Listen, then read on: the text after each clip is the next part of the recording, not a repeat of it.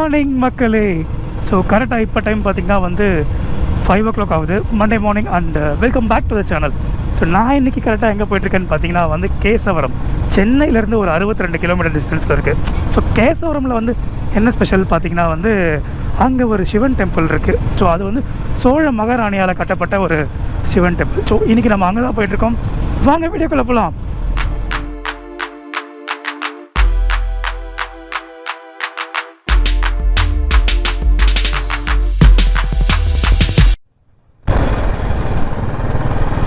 மணி இப்போ கரெக்டாக பார்த்தீங்கன்னா 5:30 ஆகுது. நான் வண்டி எடுத்து கரெக்டாக 1/2 hour ஆகிப்போச்சு. நான் கரெக்டாக இதுக்குள்ளே வந்துட்டேன், அந்த தக்கோலம் மரக்கோலம் போகிற ரோடு. ஸோ நான் அதுக்குள்ளே நுழைஞ்சிட்டேன். இன்னும் இங்கேருந்து பார்த்தீங்கன்னா எனக்கு தெரிஞ்சு ஒரு 1 hour ட்ராவல் இருக்கும். இது உள்ள கரெக்டாக மாரிமங்கலம் போகணும். நான் எப்படி பிளான் பண்ணேன் அப்படின்னா, சென்னையிலேருந்து நேராக வந்து அந்த அம்பத்தூர் வந்துட்டு பிரிட்ஜு பைபாஸ், அந்த பைபாஸ்லேருந்து அப்படியே நம்ம வந்து பெங்களூர் பைபாஸ் பிடிச்சி அதுக்கப்புறமா அங்கேருந்து அரக்கோணம் தக்கோலம் போகிற ஒரு ரூட்டு, அங்கேருந்து நேராக சிவபுரம்லாம் தாண்டி மாரிமங்கலத்துலேருந்து ஒரு ரைட் எடுத்து அந்த ஊருக்குள்ளே போனால் கேசவரம் வந்துடும். ஸோ இதுதான் பிளானு. கரெக்டாக மணியும் 5:30 தான் ஆகுது. ஸோ கோவில் எத்தனை மணிக்கு ஓப்பன் பண்ணுவாங்க அப்படின்றது தெரியல.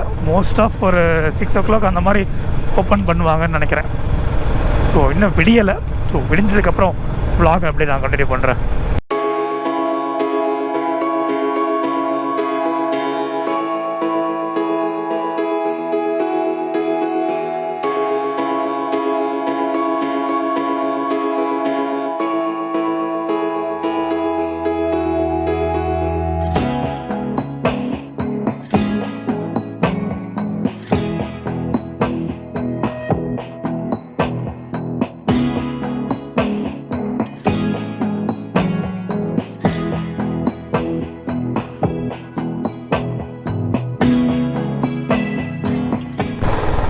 கரெக்டாக பார்த்தீங்கன்னா ஒரு 1/2 hour போயிடுச்சு. நான் அந்த தக்கோலம் ரூட் பிடிச்சதுலேருந்து இன்னும் ஒரு 15 கிலோமீட்டர் இருக்கும்னு நினைக்கிறேன். இங்கேருந்து மாரிமங்கலம் கரெக்டாக 5:57 ஆகுது.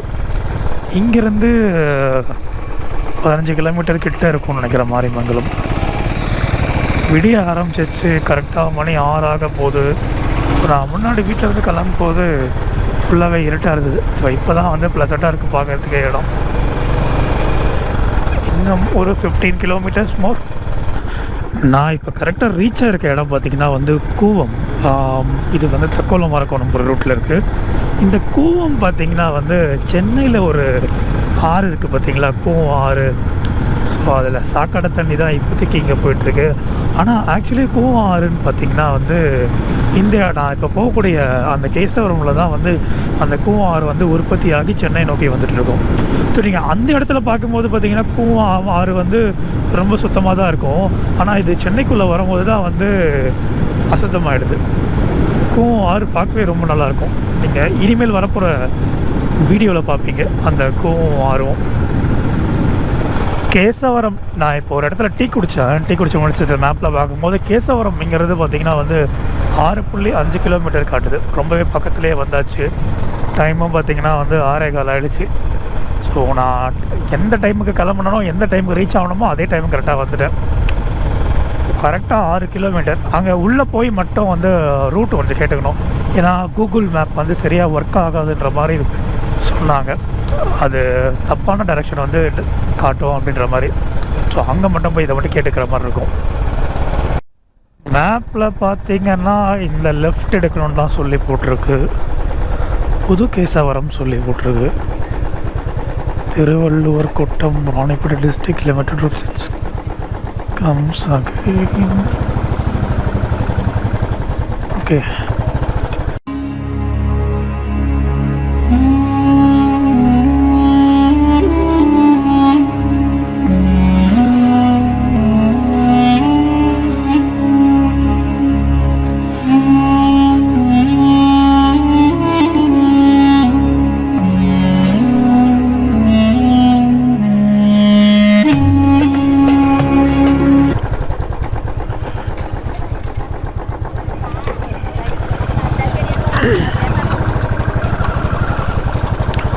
அண்ணா இந்த கேசவர சிவன் கோயில் ஆ ஆ லெஃப்ட் திரும்பணும். சரிண்ணா. ஆ பிரிச்சிட்டாங்களா? ஆஹா ஆ ஆமாம் ஆமாம் ஆமாம். சரி சரி ஓகேண்ணா, தேங்க்ஸ்ண்ணா. கோவிலில் பிரிச்சுட்டாங்களா? இப்படி நேராக போகணுமாண்ணா? இப்படி நேராக போகணுமா? ஆ ஓகே ஓகேண்ணா. கோயிலை பிரிச்சுட்டேன்னு சொல்கிறாங்க. ஐயோ, கோயில் பார்க்கலான்னு தான். கோயிலை பார்த்தீங்கன்னா பிரிச்சுட்டாங்களாம் அப்படின்ற மாதிரி சொல்கிறாரு. பட் நாங்கள் போனால் தான் தெரியும் எப்படி இருக்குது கோயிலுடைய நிலமை அப்படின்னு. ஏன்னா அந்த கோவில் வந்து ஆரம்ப கட்டத்துலேருந்தே வந்து இடிஞ்சு விடுதலை ஸ்டேஜில் தான் அந்த கோவில் ஆல்ரெடி இருந்தது. ஸோ அதுக்கப்புறமா தான் வந்து இதை பண்ணியிருப்பாங்க நினைக்கிறேன். கோவில் வந்து எவ்வளோ தூரம் வந்து பிரிச்சிருக்காங்கன்னு தெரில, போய் பார்த்தா தான் தெரியும்.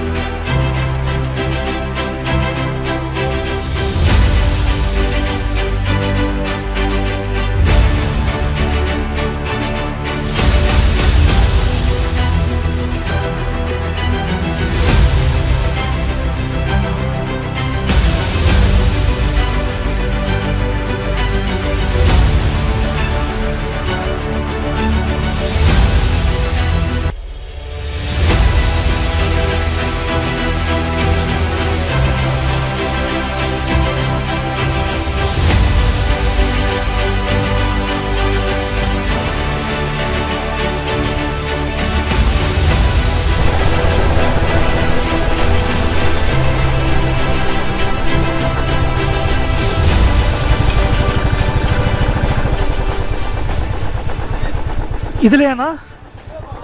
ஓகே. இந்த லெஃப்ட் எடுத்து கோவிலுக்கு இப்படி தான் போகணுமா? கோவில் கோவில் இதில் தானே? ஆ சரி.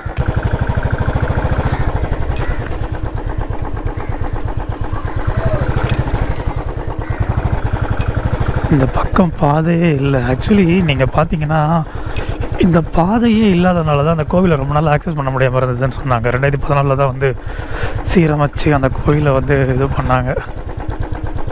இது கோவிலுக்கு எப்படி போகிறது? ஆ ஆ சரிங்கக்கா. ஆ ஓகே.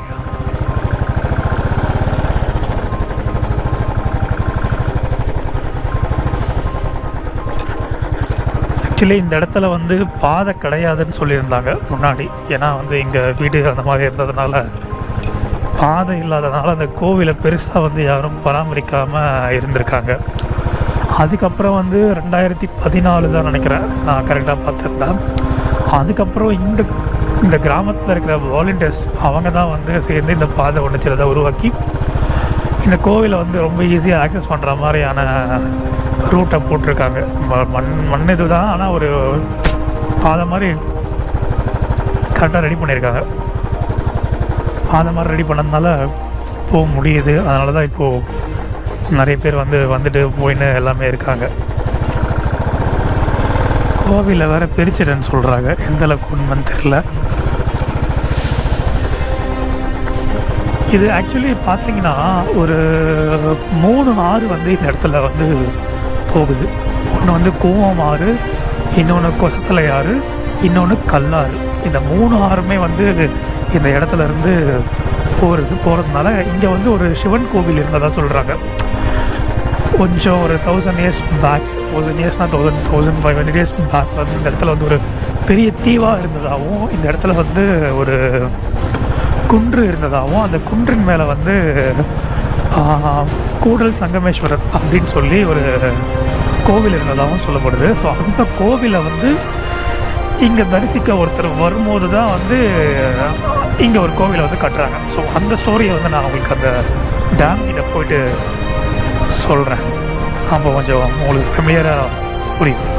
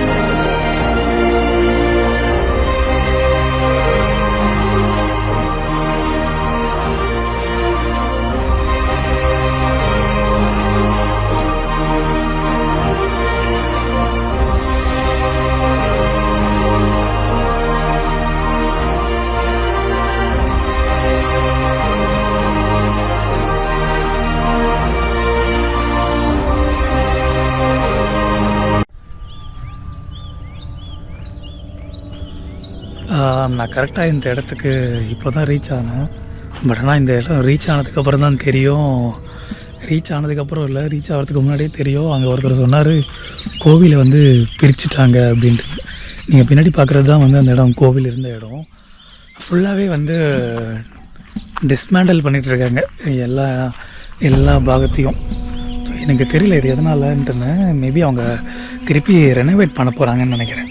ஸோ அந்த ரெனோவேஷனுக்காக வந்து இந்த கோவிலை வந்து பிரித்து வச்சுருக்காங்க. ஸோ நான் உங்களுக்கு ஒரு சில விஷயங்கள் எல்லாமே காட்டுறேன், இந்த கோவிலுடைய பாகங்கள் எல்லாமே.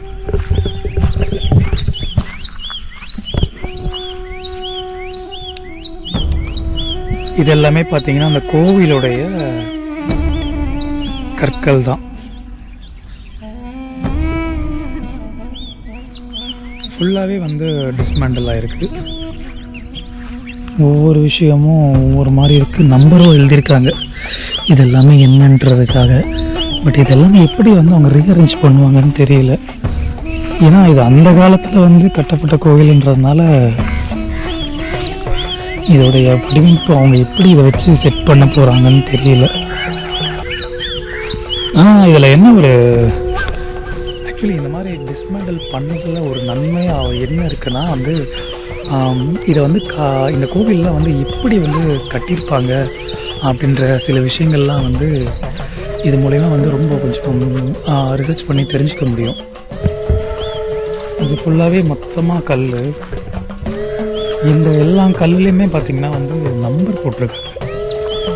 ஸோ அப்படியே இந்த இடம்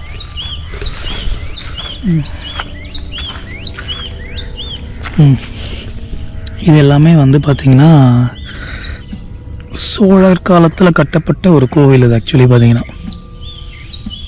இல்லை, இங்கே ரெட்டை மாடலாக இருக்குது பாருங்கள். இந்த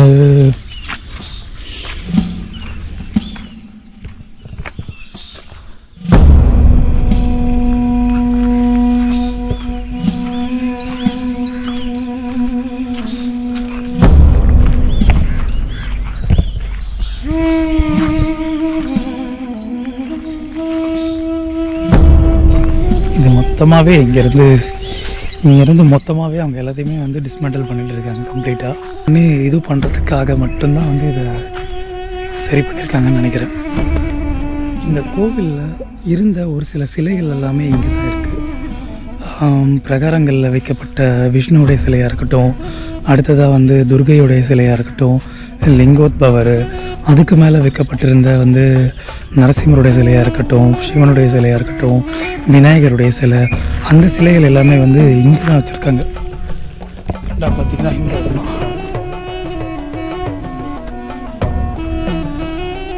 இது வந்து நரசிம்மருடைய சிலை, இது வந்து சிவன் தான் நினைக்கிறேன். இந்த சிலை வந்து விஷ்ணுவோடது. அதே மாதிரி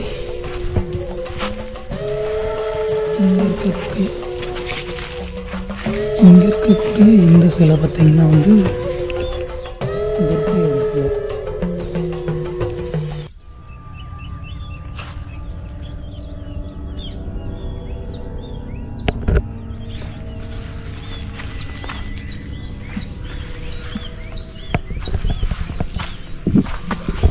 அடுத்ததாக லிங்கோத்பவருடைய சிலை.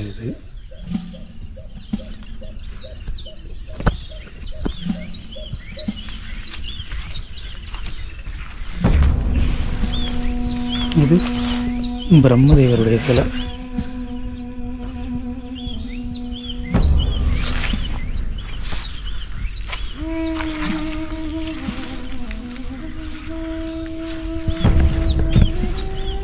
இது விநாயகருடைய சிலை.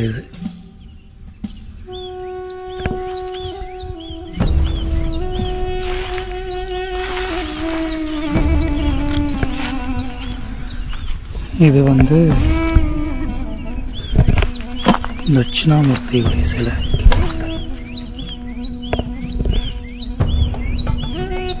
மயிலகன் தட்சிணாமூர்த்தி சிலையும் பார்த்தீங்கன்னா வந்து ஃபுல்லாகவே சிதலமாயிருக்குன்னு நினைக்கிறேன். கை உடைஞ்சிருக்கு, கால் உடைஞ்சிருக்கு.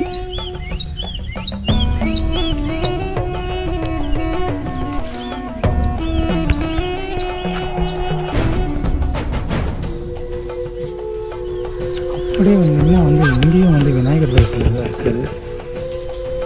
இது விநாயகர் அவங்க வந்து ஜோடி இருக்க மாதிரி இருக்கிற சிலை பார்க்க, பட் ஆனால் அது கிளியராக தெரியல யாரு.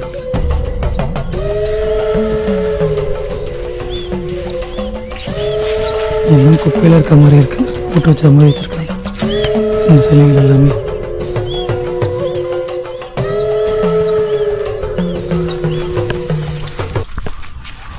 எல்லாத்தையுமே திருப்பி க்ளோஸ் பண்ணி வைக்கலாம்.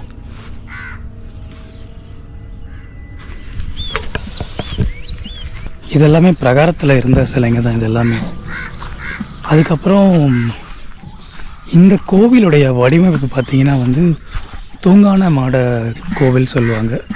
ஸோ ஒரு யானை வந்து படுத்திருக்கும்போது அதோடைய பின்பகுதி, அதாவது யானை படுத்துக்கு இருக்கக்கூடிய பேக் சைடு பொசிஷன் வந்து இந்த கோவிலுடைய வடிவமாக இருக்கும். ஸோ அதுதான் தூங்கானை மாட கோயில் அப்படின்னு சொல்லுவாங்க. இந்த தூங்கான மாடை கோயில் வந்து பார்த்திங்கன்னா வந்து குலோத்துங்க சோழன் காலத்தில் வந்து அதிகமாக கட்டப்பட்டது. அதுவும் பார்த்திங்கன்னா வந்து தொண்டை மண்டலத்தில் வந்து அதிகமாக கட்டப்பட்டிருக்காங்க. ஸோ இந்த இடையர் பாக்கம், அதே மாதிரி கேசவரம், இந்த மாதிரியான கோவில்கள்லாம் பார்த்திங்கன்னா வந்து ஃபுல்லாகவே வந்து தூங்கான மாட கோயிலாக தான் இருக்கும். ஸோ அதுக்கப்புறமா வந்து இந்த கோவிலுடைய இன்னொரு ஸ்பெஷாலிட்டி என்னவாக இருந்ததுன்னா வந்து மனநலம் நல்லாவே சரியாகும் அப்படின்ற மாதிரி இருக்கும், மன நிம்மதி இருக்கும் இந்த கோவிலுக்கு வந்தால் அப்படின்னு சொல்லுவாங்க. ஸோ அதுதான் ரொம்பவே ஸ்பெஷாலிட்டியாக இருந்தது இந்த கோவிலில். கோவிலே இல்லை, எனக்கு என்னமோ தெரில, கொடுப்பன இல்லையா அந்த கோவிலை ஃபுல்லாக பார்க்குறதுக்குன்னு தெரில. வந்து பார்த்தா ஃபுல்லாகவே பிரித்து போட்டு வச்சுருக்காங்க. ஆனால் இது வந்து ரெடி பண்ணுவாங்கன்னு நினைக்கிறேன், ஏன்னா நம்பர்லாம் போட்டு அழகாக அரேஞ்ச் பண்ணி வச்சுருக்காங்க. இந்த கோயில் எனக்கு தெரிஞ்சு இன்னும் கூடிய சீக்கிரத்தில் வந்து இந்த கோயிலை வந்து ரெடி பண்ணிவிடுவாங்கன்னு நினைக்கிறேன். ஸோ நான் கண்டிப்பாக இந்த கோயிலை வந்து ஃபுல் அண்ட் ஃபுல் ஸ்ட்ரக்சராக ரெடி பண்ணி அழகாக அந்த பழைய டிசைன்லேயே கொண்டு வரும்போது திருப்பி வந்து இங்கே ஒரு பிளாட். அடுத்ததாக பார்த்திங்கன்னா வந்து இங்கே ஒரு நந்தி இருக்குது. இந்த நந்தி பார்த்திங்கன்னா வந்து புது நந்தி. இது வந்து குலோத்துங்க சோழன் காலத்தில் வச்ச நந்தி கிடையாது. இது வந்து அதோடைய நந்தியோடைய தலைபாகம் வந்து கொஞ்ச நாள் கழிச்சது கிராக் ஆகி கட் ஆகிடுச்சு. ஸோ அதனால் இந்த ஊரில் இருக்கவங்க வாலண்டியர்ஸ் இவங்கெல்லாம் சேர்ந்து இங்கே ஒரு நந்தியை வந்து புதுசாக வச்சுருந்தாங்க. ஸோ அந்த நந்தி தான் வந்து இந்த நந்தி. அங்கே வந்து பாக்ஸ் போட்டு வச்சுருக்கிறது தான் வந்து மூலவராக இருக்கும்னு நினைக்கிறேன்.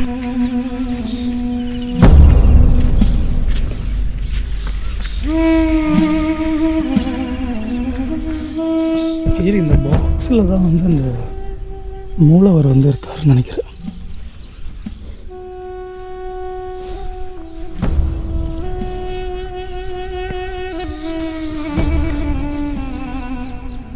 இந்த இடத்துல தான் வந்து அந்த அர்த்த மண்டபம் அதெல்லாம் இருந்தது.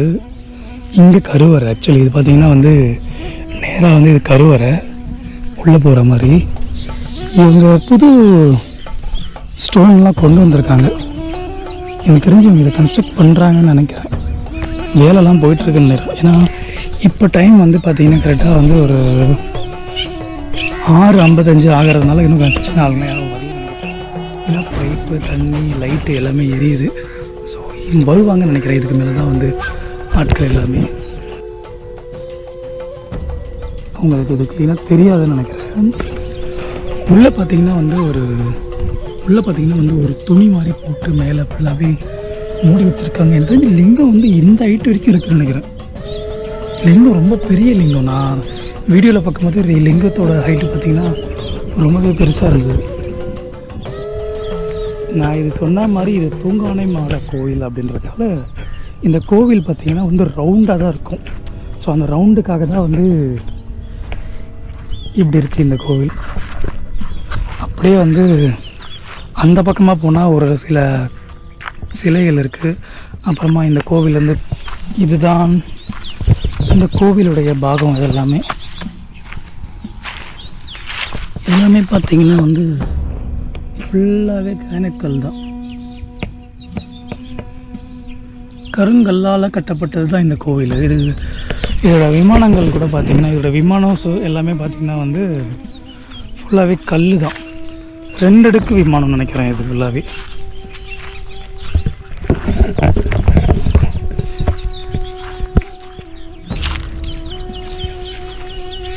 இந்த வளைவு பார்த்திங்களா, இந்த வளைவு தான் வந்து அந்த பெஞ்ச் ஷேப் கொடுக்கும் கோவிலுடைய பின்புறத்துக்கு. ஃபுல்லாகவே சுண்ணாம்பா இருக்குது.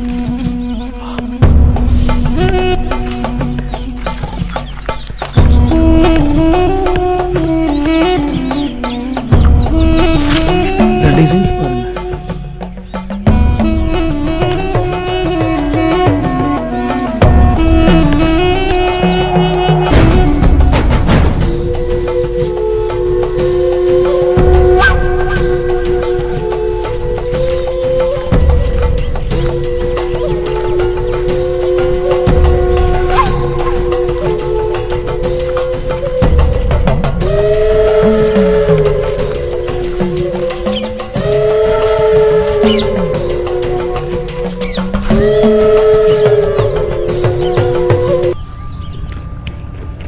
இந்த கோவிலுடைய வரலாறு பார்த்திங்கன்னா வந்து சோழ மன்னர், அதாவது குலோத்துங்க சோழாவன், அவர் வந்து அவரும் அவருடைய மனைவி ஏழு உலக உடையாள் அவங்க வந்து இந்த ஜலநாதீஸ்வரர் டெம்பிளுக்கு வந்து சுவாமி தரிசனம் பண்ணுறதுக்காக வருவாங்க.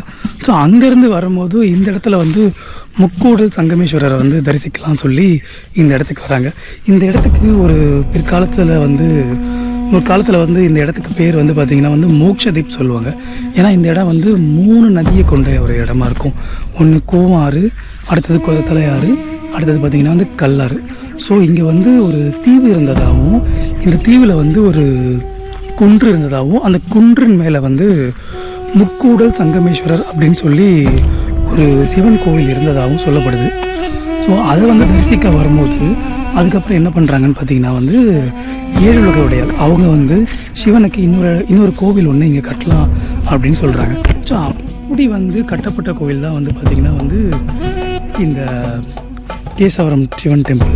ஸோ இந்த சிவன் டெம்பிளுடைய ஃபுல் நேம் பார்த்திங்கன்னா ஸ்ரீ கைலாய ஈஸ்வரனுடைய மகாதேவர் டெம்பிள். ஸோ அதுதான் வந்து இதோடைய ஃபுல் நேமாக இருக்கும். ஸோ இதுதான் வந்து இங்கே இருக்கக்கூடிய ஸ்தலத்துடைய வரலாறு.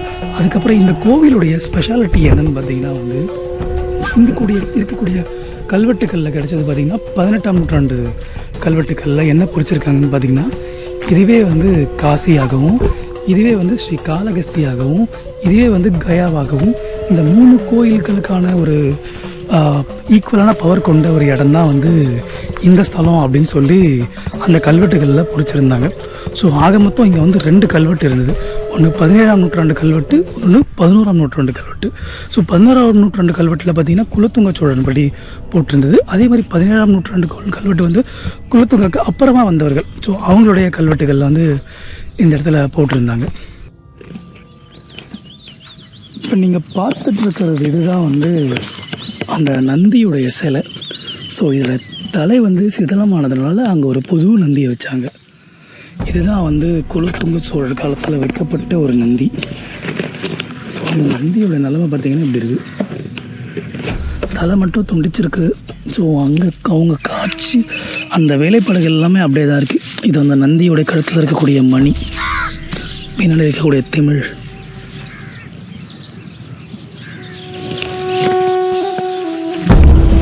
அப்படியே போனால் இங்கே வந்து இந்த கோவிலுடைய பாதைகள்லாம் கொஞ்சம் கொஞ்சமாக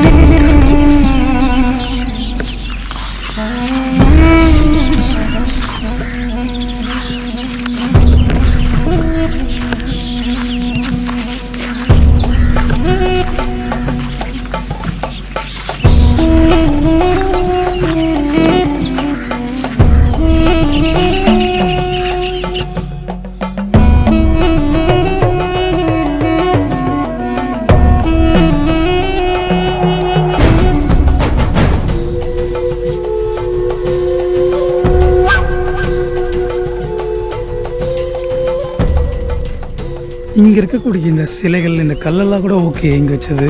ஆனால் அந்த சிலையை வந்து இங்கே வைக்காமல் எதனா ஒரு ரூமில் எங்கேனாச்சும் வச்சுருக்கலாம். ஏன்னா வச்சாங்கன்னா கொஞ்சம் வந்து செக்யூரிட்டியாக இருக்கும், யாரும் எடுக்க மாட்டாங்க. அதே மாதிரி ரொம்ப பாதுகாப்பாக இருக்கும். ஏன்னா இதெல்லாம் வந்து 1000 years பேக் வந்து சிற்பிகளால் செதுக்கப்பட்டது. ஸோ நமக்கு ரொம்பவே ஒரு இம்பார்ட்டண்டான ஒரு விஷயம் இது. நம்மளுடைய கலாச்சாரம், பண்பாடு, இதை வந்து 1000 years பேக் வந்து நமக்கு கொடுத்ததை நம்ம அதுக்கடுத்த வரப்போகிற ஆட்களும் வந்து இதை வந்து நம்ம அப்படி கரெக்டாக மெயின்டைன் பண்ணி கொண்டு போயிட்டே இருக்கணும். ஸோ அதனால தான் சொல்கிறேன், இந்த சிலைகள்லாம் இங்கே வெளியே வைக்கிறத விட எங்கன்னா ஒரு சேஃபான ஒரு இடத்துல வச்சுருந்தாங்கன்னா ரொம்பவே நல்லா இருந்திருக்கும்.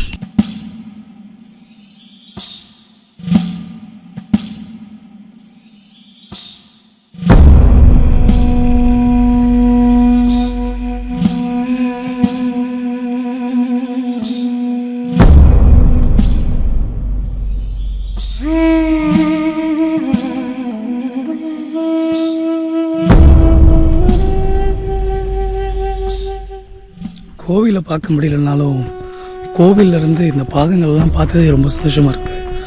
அதே மாதிரி மூலவரையும் பார்க்க முடியல. இந்த கோவிலை வந்து திருப்பி ரீயூனைட் பண்ணுவாங்கன்னு நினைக்கிறேன். நம்ம திரும்பி இந்த இடத்த வந்து விசிட் பண்ணி பார்க்கணும். ஸோ அன்னைக்கு எப்படி இருக்குதுன்னு பார்க்கணும் இந்த கோவில். ஏன்னா பழைய காலத்து ஸ்டைலில் கட்டப்பட்ட போது இருந்த ஒரு மாதிரியும் இன்றைக்கி இவங்க ரீயூனைட் பண்ணும் போது எப்படி இருக்குது, இந்த ரெனோவேஷனில் எப்படி நடக்க போகுது அப்படின்னு நெக்ஸ்ட் டைம் கண்டிப்பாக வந்து பார்க்கலாம். So finally end of the episode. So இதோடு நான் இந்த வீடியோவை இங்கே ஸ்டாப் பண்ணிக்கிறேன். இந்த வீடியோ உங்களுக்கு பிடிச்சிருந்தா லைக் பண்ணுங்கள், ஷேர் பண்ணுங்கள் அண்டு மறக்காமல் சப்ஸ்கிரைப் பண்ணுங்கள். தேங்க்யூ ஸோ மச் ஃபார் வாட்சிங்.